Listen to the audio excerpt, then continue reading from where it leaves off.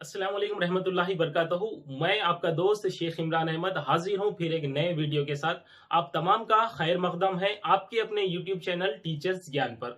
तो दोस्तों, जैसा कि आप बैकग्राउंड में देख रहे हैं कि आज साइंस नहीं है बल्कि आज मैथमेटिक्स है, और उसमें आज मैं आपके लिए लेकर आया हूं इल्म हिसाब, अरिथमेटिक्स। तो इसके अंडर हम जो टी स्टेट में जो सब टॉपिक्स दिए गए हैं उसका एक बार हम जायजा ले लेंगे कि ये सब टॉपिक्स कौन कौन सी क्लासों में आते हैं। और बहुत सारे लोग इल्म हिसाब को, अर्थमेटिक को ये समझते हैं कि ये बहुत ज्यादा मुश्किल होता है। देखिए, चीजों को देखने का आपका अपना परसेप्शन होता है। आप चीजों को जैसा देखेंगे, जैसा समझेंगे, वो आपको वैसे ही नजर आएगी। अगर आप ये समझेंगे कि इल्म हिसाब बहुत मुश्किल है या अर्थमेटिक बहुत मुश्किल है, तो आपको मुश्किल ही नजर आएगा। अगर आप इससे डरेंगे तो ये आपको मजीद डराएगा। तो डरने या उसको मुश्किल समझने की कोई बात नहीं है, ये बहुत आसान है। अगर हम अर्थमेटिक के अंदर जो सब टॉपिक्स आते हैं उसमें एक दो चीजों को अगर हम अच्छी तरीके से उनका कॉन्सेप्ट अगर हम हासिल कर लेते हैं तो हमको इल्म हिसाब बहुत आसान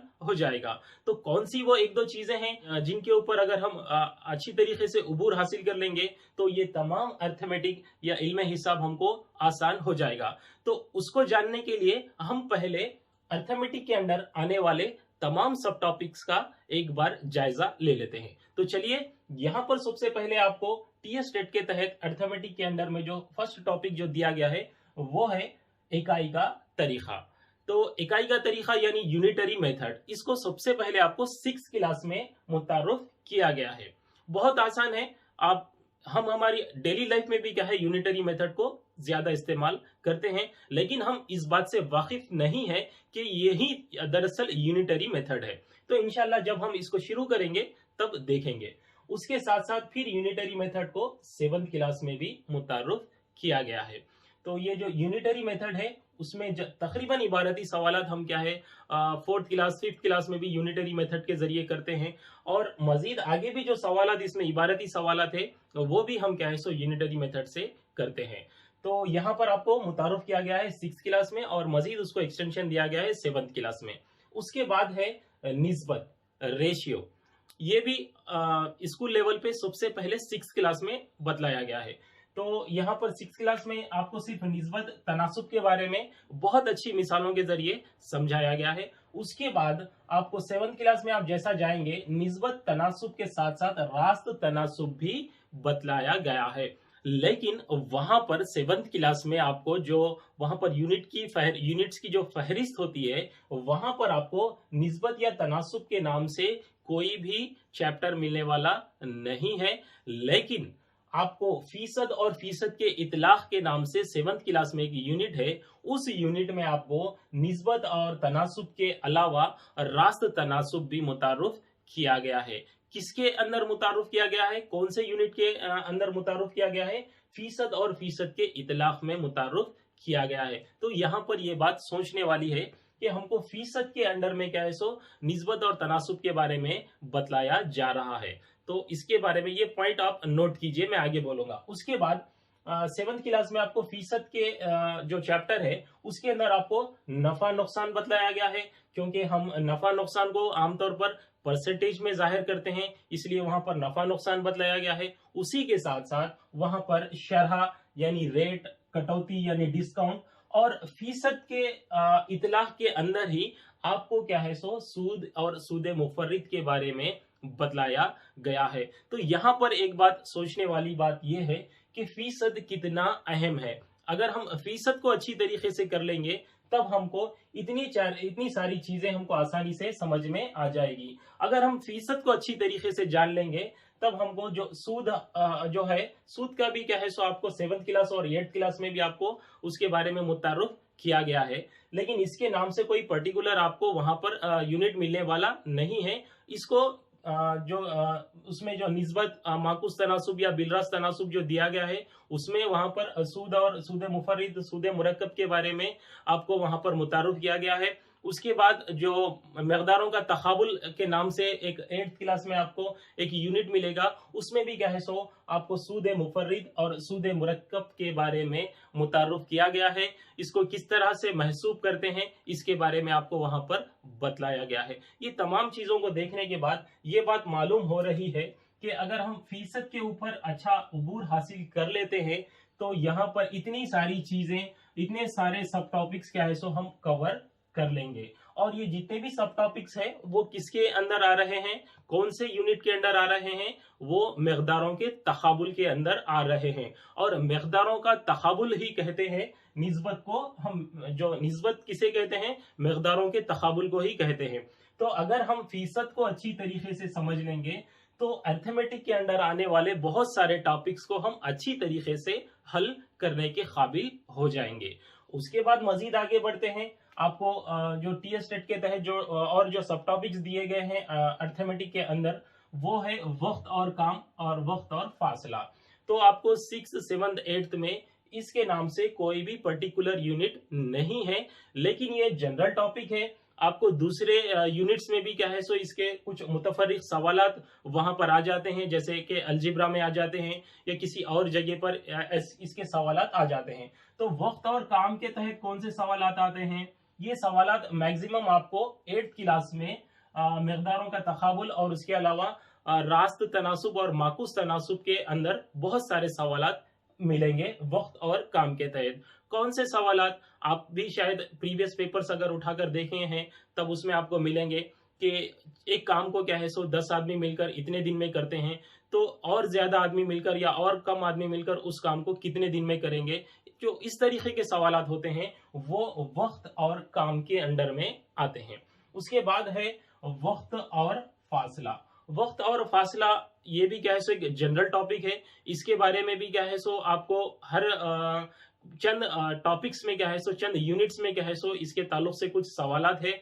और आपको यहाँ पर भी मकदारों के तकाबुल के और रास्त और माकूस तनासुब में भी चंद सवालात वक्त और फासले के ताल्लुक से भी आपको मिलने वाले हैं।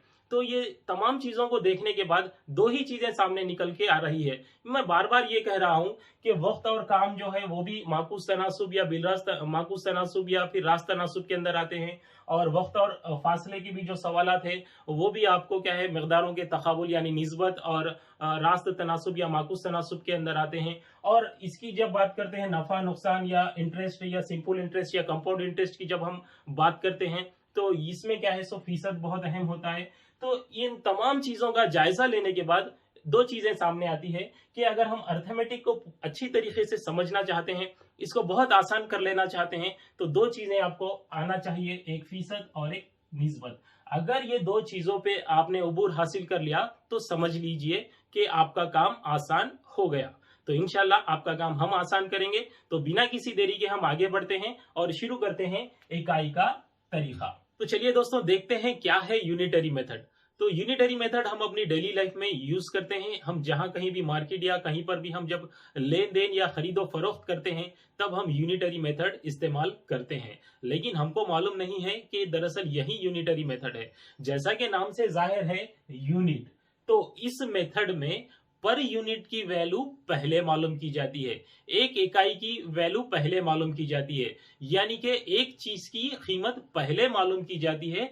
बाद में हमको जितनी चीजें खरीदना है वो उसकी वैल्यू हम बाद में मालूम करते हैं। तो इसी को हम क्या कहते हैं, इकाई का तरीका या यूनिटरी मेथड कहते हैं। आई होप कि आपको समझ में आ चुका होगा। इकाई का तरीका यानी ऐसा तरीका जिसमें हम पहले पर यूनिट की वैल्यू मालूम करते हैं, बाद में हम अपनी रिक्वायर्ड क्वांटिटी की वैल्यू बाद में मालूम करते हैं। तो इसको समझने के लिए हम एक एग्जांपल ले लेते हैं। तो दोस्तों फर्ज कीजिए कि आपको 4 बॉटल्स खरीदने हैं, पानी के 4 बॉटल्स खरीदने हैं और उसके लिए आप मार्केट जा रहे हैं। मार्केट जाने के बाद आपको मालूम ये हुआ कि दुकानदार ने कहा कि 12 बॉटल की कीमत 240 रुपये है। आपको खरीदने कितने हैं, 4 बॉटल्स खरीदने हैं। ये आपकी रिक्वायर्ड क्वांटिटी है, ये आपकी मतलूबा मकदार है। लेकिन आपको अब क्या करना है, आपको मतलूबा मकदार की वैल्यू मालूम करना है, उसकी कीमत मालूम करना है। तो उसके लिए आप क्या करते हैं, आप उसके लिए पहले एक बॉटल की कीमत मालूम करते हैं, क्योंकि आपको 4 बॉटल की कीमत मालूम करना है। आपको तो 4 बॉटल खरीदना है, ये आपकी रिक्वायर्ड क्वांटिटी है। लेकिन दुकानदार क्या कह रहा है कि 12 बॉटल्स की कीमत 240 रुपये है। तो उसके लिए आप क्या करते हैं, पहले पर बॉटल की कीमत मालूम करते हैं। पर यूनिट की कीमत पहले मालूम करते हैं, इसी को यूनिटरी मेथड कहते हैं। तो कैसे मालूम करते हैं, हम दोनों को तकसीम कर देते हैं, 12 एकम 12, फिर 12 दूनी 24, फिर ये सिफर रह गया, फिर यहाँ पर एक बॉटल की कीमत आ चुकी है 20 रुपये। तो उसके बाद आपको कितने बॉटल की कीमत मालूम करना है, ये आपकी रिक्वायर्ड क्वांटिटी है, उस क्वांटिटी की आपको वैल्यू मालूम करना है, उसकी कीमत मालूम करना है। तो उसके लिए आप क्या करते हैं, 4 को इससे जरब दे देते हैं, उसकी वैल्यू को क्या कर देते हैं, 4 से जरब दे देते हैं, तब जाकर हमको क्या हासिल होता है, 4 बॉटल्स की कीमत हासिल होती है। 4 एकम 4, फिर ये 4 दूनी 8, ये सिफर रह गया, यानी 4 बॉटल की कीमत कितनी आएगी, आपको 80 रुपये आएगी। तो आपको क्या करना था, पहले तो 4 बॉटल की कीमत मालूम करना था, लेकिन आप क्या कर रहे हैं, पहले पर बॉटल की कीमत मालूम कर रहे हैं, बाद में आपकी रिक्वायर्ड क्वांटिटी की वैल्यू मालूम कर रहे हैं।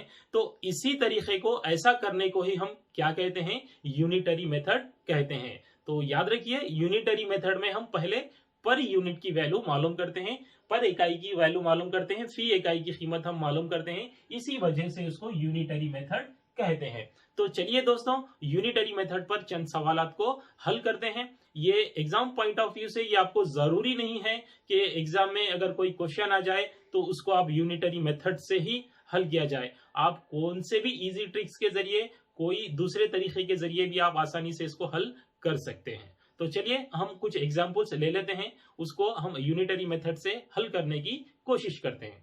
तो चलिए देखते हैं सबसे पहले एक क्वेश्चन। तो यहाँ पर मैंने बहुत आसान सवाल लिया है, आप भी इसको उंगलियों पर हल कर सकते हैं, लेकिन पहले हम इजी क्वेश्चन लेंगे, उसको यूनिटरी मेथड से हल करने की कोशिश करेंगे। उसके बाद एक टफ क्वेश्चन लेंगे, क्या हम उसको यूनिटरी मेथड से आसानी से हल कर सकते हैं या नहीं कर सकते हैं, वो देखेंगे। तो चलिए क्वेश्चन पढ़ता हूं। 12 पेंसिल की कीमत 24 रुपये है, 12 पेंसिल की कीमत 24 रुपये है, तब 10 पेंसिल की कीमत क्या होगी। हमको 10 पेंसिल की कीमत मालूम करना है।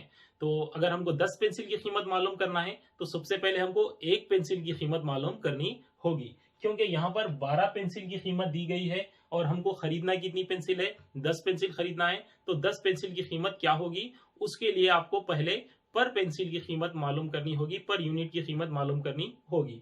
तो उसके लिए हम यहाँ पर लिख देते हैं 12 पेंसिल की कीमत, 12 पेंसिल की कीमत मसावी है 24 रुपये।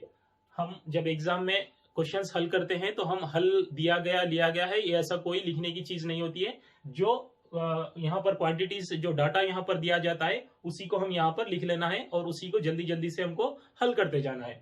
तो क्वेश्चन में दिया गया है कि 12 पेंसिल की कीमत 24 रुपये है, हमको 10 पेंसिल की कीमत मालूम करने से पहले पर पेंसिल की कीमत मालूम करना है, पर यूनिट की कीमत मालूम करना है। तो 12 एकम 12, 12 दूनी 24, इस तरह हमको एक पेंसिल की कीमत हासिल हुई है 2 रुपये। उसके बाद हमको कितने पेंसिल की कीमत मालूम करना है, 10 पेंसिल की कीमत मालूम करना है। तो हम इसको 10 से जरब दे देंगे, तो हमको क्या हासिल होगा, 10 पेंसिल की कीमत हासिल होगी। तो इसको हम 10 से जरब देंगे तो 10 दूनी 20 रुपये। तो बहुत आसान है, ये तो आप उंगलियों पर कर लेंगे, आप जबानी बोल देंगे। लेकिन अब मैं जब एक दूसरे क्वेश्चन में जा रहा हूं तो क्या वहां पर इतना इजी कैलकुलेशन होगा, नहीं हो भी सकता है या नहीं भी हो सकता है।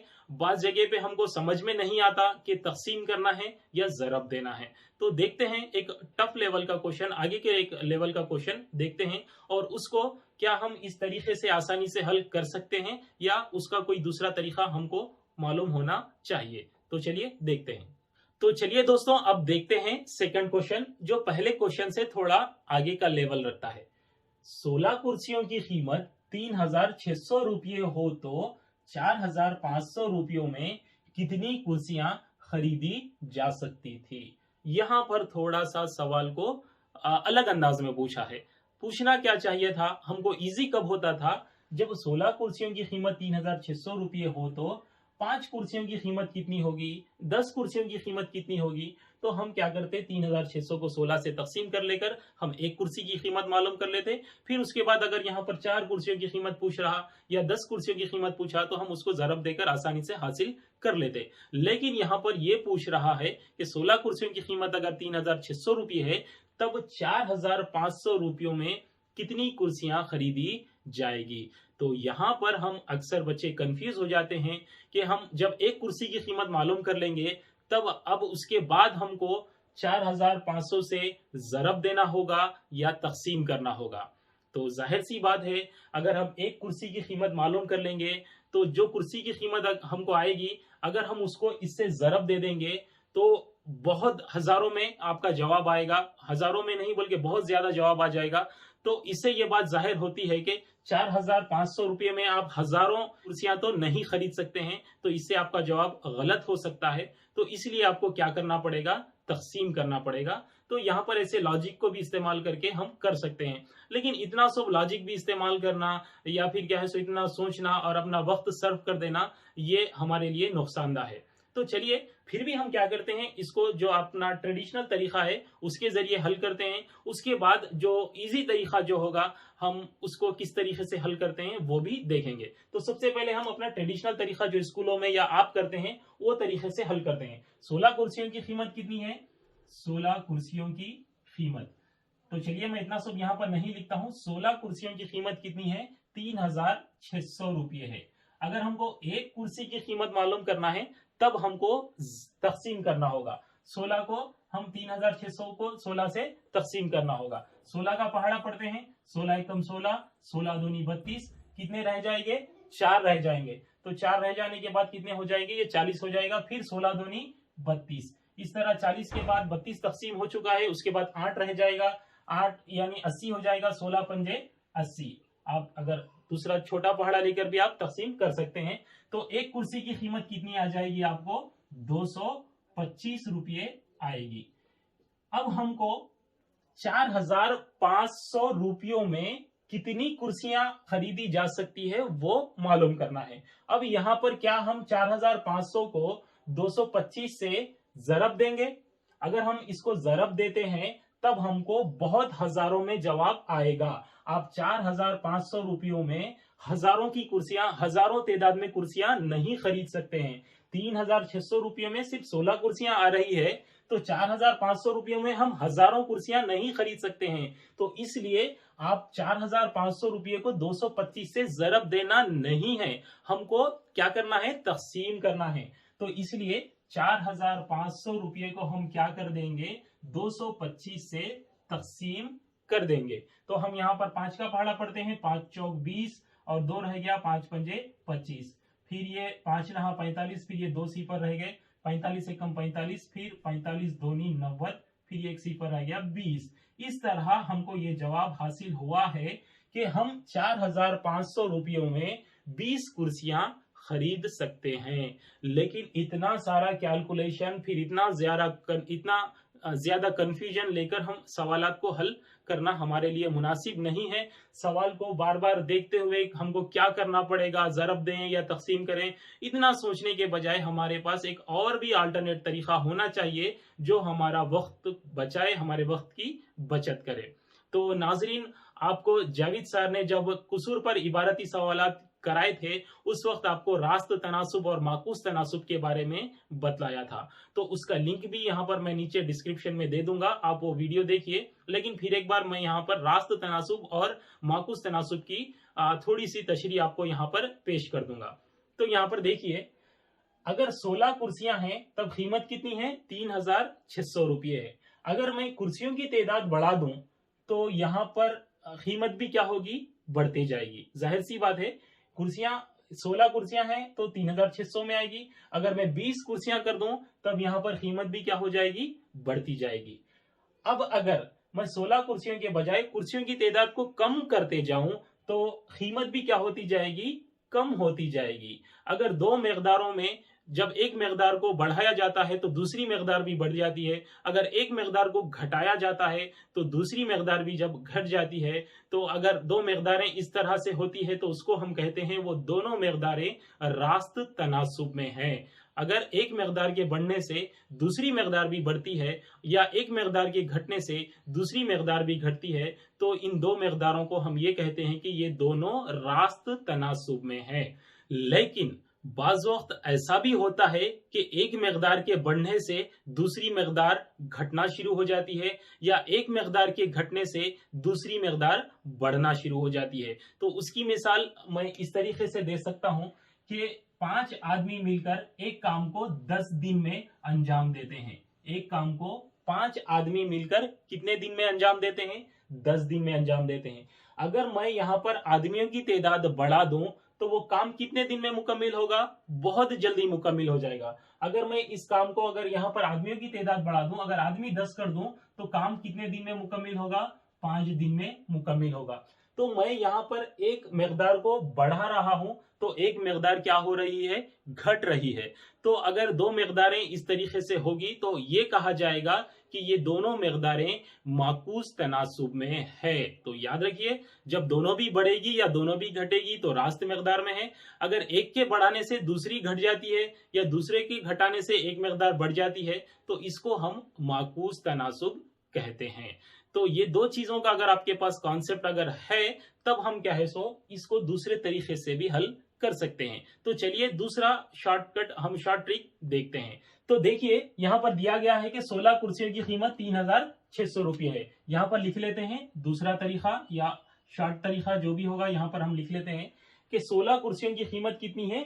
3600 रुपये है। हम कुर्सियों को एक तरफ लिख लेते हैं, फिर कीमतों को एक तरफ लिख लेते हैं। हम यहाँ पर लिख लेंगे 16 कुर्सियां, मैं यहाँ पर 16 लिख दूंगा।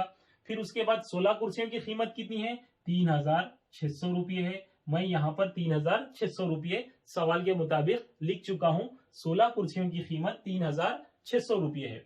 उसके बाद 4500 रुपयों में कितनी कुर्सियां आएगी? यहाँ पर कुर्सियां हैं, यहाँ पर कीमत है, इसलिए मैं कीमत के नीचे कीमत लिखूंगा 4500 रुपये। तो यहाँ पर 4500 रुपये में कितनी कुर्सियां आएगी? सपोज हम फर्ज कर लेंगे कि वो x कुर्सियां आएगी। तो यहाँ पर कुर्सियों की तादाद है, यहाँ पर कीमत है। 16 कुर्सियों की कीमत 16 के बाजू ही लिखना चाहिए। यहाँ पर अगर आप 4500 लिख देंगे तो गलत हो जाएगा। तो तादाद के अंडर तादाद लिख दिए और यहाँ पर कीमतों की जगह पर हम कीमतें लिख दिए। अगर ये रास्त तनासुब में है, यानी एक मिकदार बढ़ रही है तो दूसरी मिकदार भी बढ़ेगी, तो अगर ऐसा तनासुब है तो समझ लीजिए कि ये रास्त तनासुब है। अगर वो रास्त तनासुब में है तब हमको क्रॉस मल्टीप्लीकेशन करना होगा। तो यहाँ पर हम इसको इससे जरब देंगे, इससे इसको जरब देंगे, इसी को हम कहते हैं क्रॉस मल्टीप्लीकेशन। तो मैं यहाँ पर क्रॉस मल्टीप्लाई करता हूँ, यहाँ पर लिख देता हूँ अगर x को हम 3600 से जरब देंगे तो x जरब 3600 मसावी है। 4500 को हम 16 से जरब देते हैं, 4500 जरब 16। अब यहीं पर हम तकसीम कर लेते हैं, हम इधर उधर कसर में लिख जाने की जरूरत नहीं है, हमको जल्द जल्द करना है। तो ये दो सिफर और ये 2 सिफर को हम तकसीम कर देते हैं। फिर ये 4 चौक 16, फिर ये 4 नहा 36, फिर उसके बाद ये 9 एकम 9, फिर 9 पंजे 45। तो यहाँ पर रह गया सिर्फ x जरब 1 यानी x रह गया। फिर ये 5 जरब 4 यानी 5 चौक 20 रह गया। तो ये x क्या था? ये 4500 रुपये में कितनी कुर्सियां आएगी वो था। तो यहाँ पर आप इन दो जवाबों को टैली कर सकते हैं कि ये दोनों भी बराबर है। तो क्या आपको ये तरीका आसान नजर आ रहा है या ये तरीका आसान नजर आ रहा है? तो यहाँ पर सवाल अभी बहुत ज्यादा डिफिकल्ट नहीं था, थोड़ा सा डिफिकल्ट था। आगे आने वाले सवालात में और भी थोड़ा डिफिकल्टी लेवल ज्यादा हो सकता है, तब हम इसको इस तरीके से हल करते जाएंगे तो हमको थोड़ा सा कंफ्यूजन या जरब देना होगा या तकसीम करना होगा, तो ये चीजें हमारे लिए दर्द सर बन सकती है। तो इसके लिए हमको सिर्फ सवाल में ये देख लेना है कि क्या ये सवाल में मौजूद मकदारें रास्त तनासुब में है या माकूस तनासुब में है। अगर रास्त तनासुब में है तो हमको सिर्फ उनकी मकदारों को क्रॉस मल्टीप्लाई करना है और हमको जो मकदार नहीं मालूम है उसको एक्स फर्ज कर लेना है, वो मकदार हमको आसानी से मालूम हो जाएगी। तो मैं और भी मिसालें लेकर आपको नेक्स्ट वीडियो में आऊंगा, क्योंकि अभी मैं बहुत ज्यादा बोल चुका हूं। अगर और भी ज्यादा बोलूंगा तो शायद आपको थोड़ा सा डिफिकल्ट लगेगा या बहुत ज्यादा ओवरडोज हो जाएगा। इंशाल्लाह हम नेक्स्ट वीडियो में और भी अच्छे तरीके से पेश करने की कोशिश करेंगे। तो चलिए मिलते हैं नेक्स्ट वीडियो पर। खुदा हाफिज।